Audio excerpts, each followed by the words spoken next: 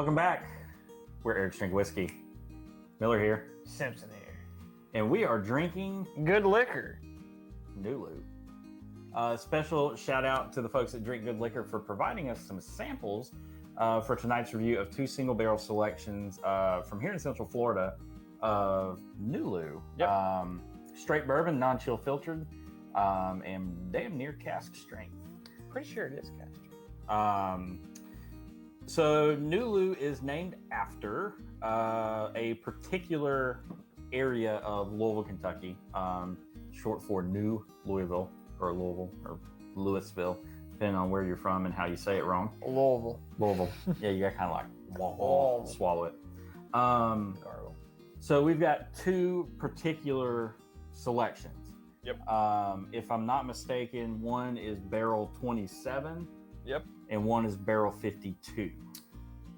So this is, we got barrel 52, and that's at 117.2 proof. Nice. And then barrel 27, I believe, is 118.2 or 4, one of those. Ooh, delightful. But not much is changing them. I believe they're both about the same age, just a few hairs off of being 5 years old. It is MGP. Not sure of which mash bill that they're using, but MGP is not a knocking on the moniker. This is Nulu, just the NDP, non-distilling producer. I believe there's going to be doing their own stuff down the road, but everybody needs to start up. But from the back of the bottle, not bad whiskey. We bring you these carefully selected bottles of MGP, uncut and unfiltered, while our own distillate rests. So they are there. Rock on. All right. 52-27, right? 52 first, 27 second. Yep. All right. Now, Eric, you actually know the folks that Drink Good Liquor. Yes. So I have personally know the owner very well. A guy by the name of Jonathan Gorb. Started the company not too long ago. I want to say he started it right before big Rona hit. So obviously that took a toll, but they're based out of Tampa. Okay. Because I met him in Tampa, and the halfway point. Yeah, Taniani. So, and you've actually had one or both of these? I've had both of these. So I did a little bit of a side review, kind of my in depth, because on this show, Eric's usually the big tasting note guy, and I usually dive more into the history and the dumb nuances of what came to be. But I actually put on my nosing cap and went down deep, and got a little kudos from Jonathan Gorb on my tasting notes there. But I can taste when I want to. I read Eric's reviews; they're pretty spot on. So I know jack shit about these. So I'm going in blind, aside from knowing that one's 52 and one's 27, that they come from the great folks at Nulu, brought to you by the folks at Drink Good Liquor. So price point usually starts out $50 to $55. Some of your mom and pop stores that won't be able to buy a full barrel necessarily, you could probably run you about $70-ish, but probably see it around $55. Do they have an off-the-shelf offering? Do you know? Or I'm not sure. I'm not sure about Nulu in and of itself. I know Drink Good Liquor's got a few other brands that do, MB Roland and a couple other ones, but Nulu, I am not 100% sure. All right. Okay, let's dive in.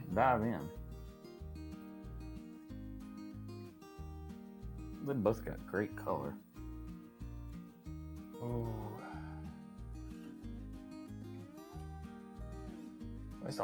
This cup don't singe my face as much. It's a big old cup. I get like a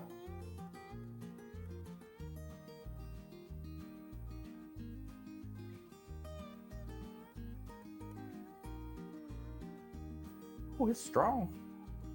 It's got some ass to it. I get like Eric and I used to belong to a certain organization that sold popcorn. And that's what I was going to. It's like a buttery, caramely. it's like the popcorn. It's like the bottom holes of like the of like the caramel corn. Yeah, it's very maybe just a faint hit of like cinnamon.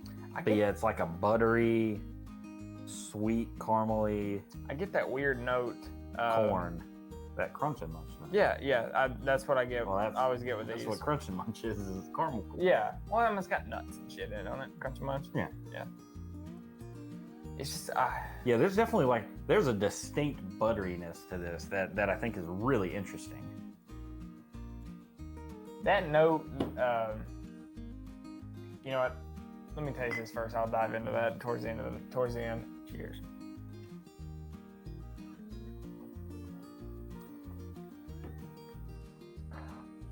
Whoo! Got a little snap, crackle, and pop. Huh. Big burst of clove spice. Super. I don't know. I'm stuck on that Crunch and Munch note. It's like there's a little bit of molasses. There's a little bit of molasses there, but like not like that shitty store-bought stuff. I'm talking about like blackstrap. Like it's almost like a bitter sweet. Yeah, like a dark. Yeah. There's the finish. It for a high proof like this, I mean, so 52 is what we're drinking first. So we're talking 717.2. It's a very like spicy mouthfeel. You know, like Eric said, that initial burst of like clove spice. But in terms of like a finish, it's actually really mild. I've got, let me pull up my actual notes I took on these, since we've already said them. All right, so pretty much said everything on the nose there, but my taste I got on this I think I can pull that up on here if you want me to. Oh, yeah? Yeah, it was fancy. Oh, shoot. My notes. Sorry, I can't read size 15 from. Well, you know what? 3 feet away. I'm sorry. Here.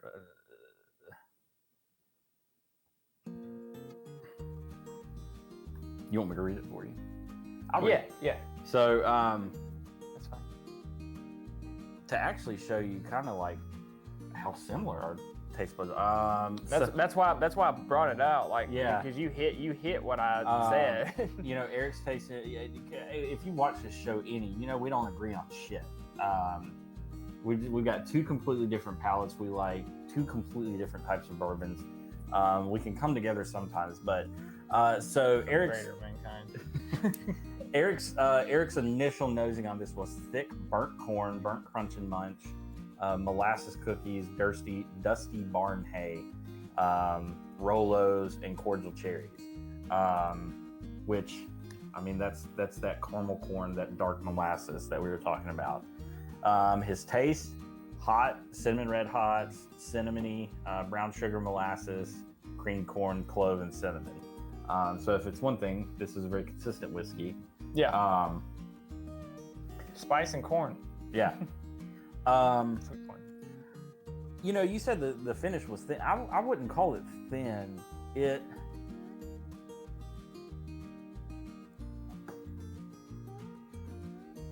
That nose is incredible. I enjoy the nose. You do get like, if like you mixed up like a batch of caramel corn with like melted red hots, that's what this tastes like. That's fair. But it's like it's like a right in the mouth. Like a lot of spice initially, and you're like, oh my god, this is gonna tear the back of my throat up. But it really doesn't. It's a nice, it's a smooth finish. I said, do you read what I said it drinks like? Yeah. It's the finish is slow to come. It like creeps up on you at the end. I wouldn't call it this. I'm actually very impressed with it. This is delicious.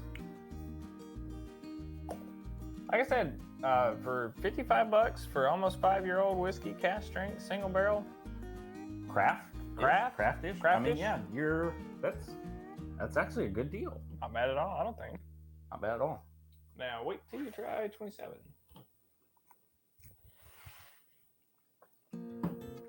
Just drink the rest of that. That's really good. I may have to get a bottle of this. We're gonna go. I know a place. All right. The palate has been cleansed. It's time for barrel 27. This is just one proof point higher than the other, but same recipe.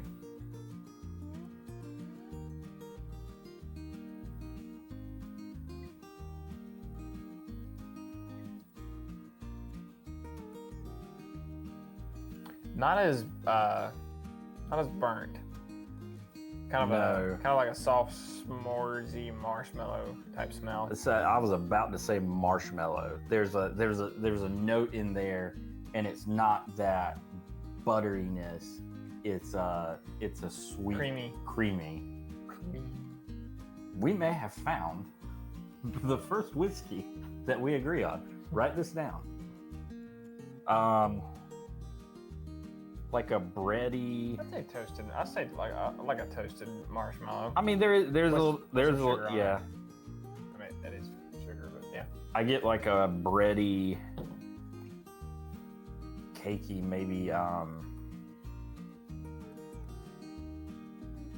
Maybe there's some cinnamon. Maybe like a.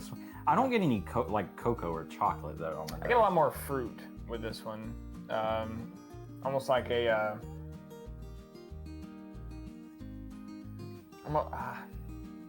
It's like marshmallows with some like overripe strawberries on it. I was about to say it's like you got like a half-built s'more. Yeah. And then some cut-up strawberries sitting behind it. Yeah. You know what? I got it. You know the chocolate-covered strawberries, but like you leave them sitting in the refrigerator for like 2 days. And you take a bite of them, and it's like the strawberry itself is more sugary than the chocolate. Is gone. That's the smell. I mean, I would call this a s'more, and maybe there's some cocoa on the palate, but I don't get any cocoa on the nose. Cacao. Oh, let's drink it. Okay.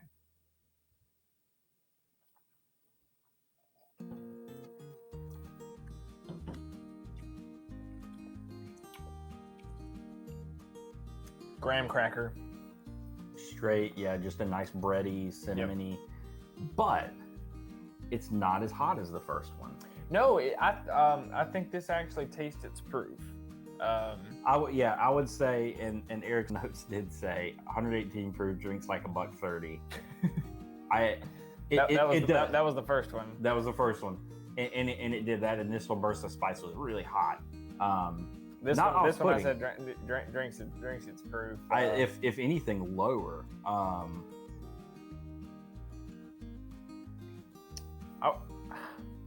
I wish I could combine the two. #mix them. Have this one's nose and this one's palate.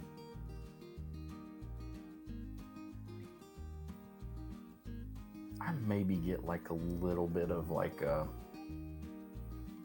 not like straight up chocolate, but kind of the cocoa-y bitterness of like cocoa powder. Yep. I'd call this a s'more.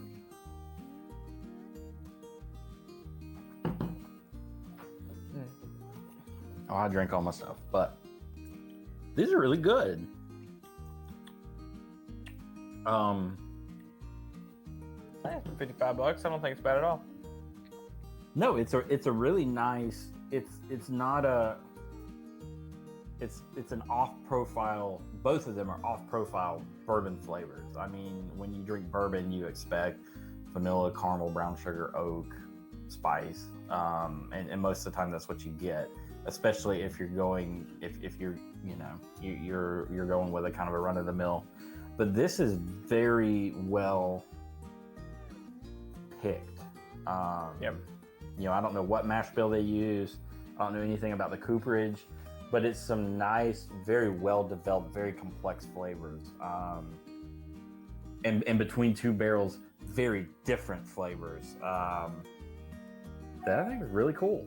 So here was my tasting notes on Nulu 27. Nose was funky sweet oak, Tootsie Rolls, old graham crackers at a nursery, Ghirardelli chocolate, bad s'mores, umami bacon-esque chocolate. I love just the stream of consciousness that is your tasting notes.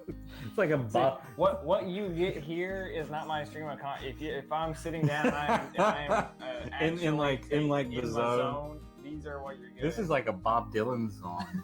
Very surprising, deep served molasses. Yes. So taste was very surprising. It was deep, syrupy molasses cookies, tannicky on the mid palate, clove and honey, slight pretzel note. That's our bready note there. Thick caramel and not a lot of heat. Finish, I said deep, long hug, caramel drizzle, peanut brittle, and grandma's spice cake. Drinks, it's proof. So again, this has been Nulu Barrel Picks numbers 52 and 27. And are those widely available, or are those just available here in Southwest Florida? That I don't know. So far, I've only seen them in Southwest Florida. Okay. I know picks of Nulu are catching on. Yep. I have it on good authority that for my local viewers in the North Central Florida area, there may be a pick coming soon to us. I'm pretty sure it probably came from because Gorb is friends with the Jigs page. Oh, okay. I think they do business all over Florida. So they might be the broker. Yeah. Chances are it's going to taste completely different. It seems like there's a lot of variety amongst these barrels, and that is absolutely fantastic. And it's a cool looking bottle. Yep. It's kind of a new agey label, but a very traditional bottle, very traditional wax seal, and a very good product. Not douchey wax either. No, it's subtle. Yeah. So it gets the job done. So this has been a good one. Thank you, Drink Good Liquor. This has been fantastic. Thank you very much, Jonathan and Jeff, for the samples. And we have greatly and we'll continue to enjoy them. Yep. So this has been a good one. I've really enjoyed it. I am definitely going to grab a bottle of this while I'm down here to add to my ever-growing collection. So until next time, like, share, subscribe, follow. Do everything you can. All that stuff. We are Eric's Drink Whiskey. And until next time, cheers.